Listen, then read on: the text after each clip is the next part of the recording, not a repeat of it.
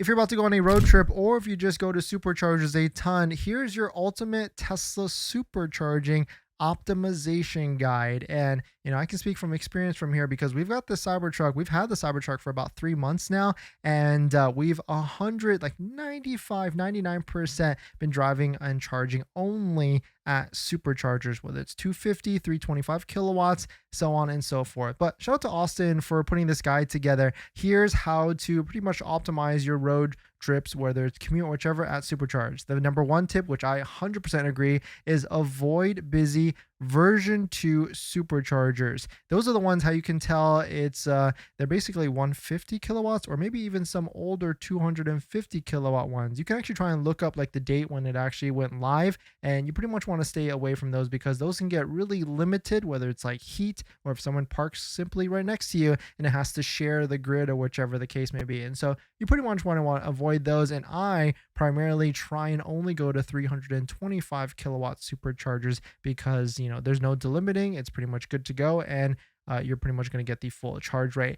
Pick the chargers as close to your route as possible. I mean, that kind of makes almost makes a lot of sense there because you don't want to go off of your route, whether it's like 3 miles off of your exit. So picking the one that's right off the highway, maybe even one that has like a lot of stops, so you can use your time pretty effectively as well, whether it's like bathroom, food, or whichever is really good as well. Always navigate to the supercharger. Always use the navigation to go to the supercharger so that your battery will precondition, especially in cold weather. I've been doing this a lot, and you can start to hear like the Tesla vehicle start to warm up, and that's going to make your supercharging as effective as possible. So I like that. Maintain full driving speed. Quote, even if you have a charge an extra minute or two, to make sure you can do so. And so this one basically means like don't try and limit your speed down to like the 70 or the 75. And I think I would agree with this. Like don't really change your life too much because there's just so many superchargers. I feel like these days on routes, especially in like the western area or even the coastal area, there's a lot, so that you don't really have to worry about like trying to time it all.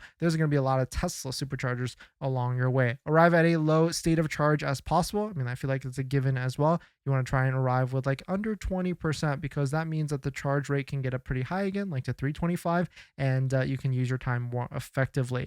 And the last one is charging past 60% is usually a waste of time unless there's another supercharger within range that's close to your route. I would say that's maybe not close to your route, right? Because but what this is like going from like 10% to 50% takes about the same amount of time as going from like 50 to maybe like 70 or 80%. Once you get past like that 60%, it takes a lot longer. The charging curve gets worse, and it starts to delimit and go lower as well. And so I actually try to do an analysis, and about 60%, maybe like top 70 is pretty much the time where you go unplug and go to your next one, because that extra 10% is not going to be worth it when you can just be on the road again and go to another supercharger. Now, of course, if you're in an area that doesn't have a lot of superchargers, then it's a different story, and you might want to like charge all the way to 100%. But hopefully this is like a definitive guide if you're going to be doing to a lot of road trips. And of course, you can use like the Tesla system, which I use a lot, or like PlugShare, or even the Tesla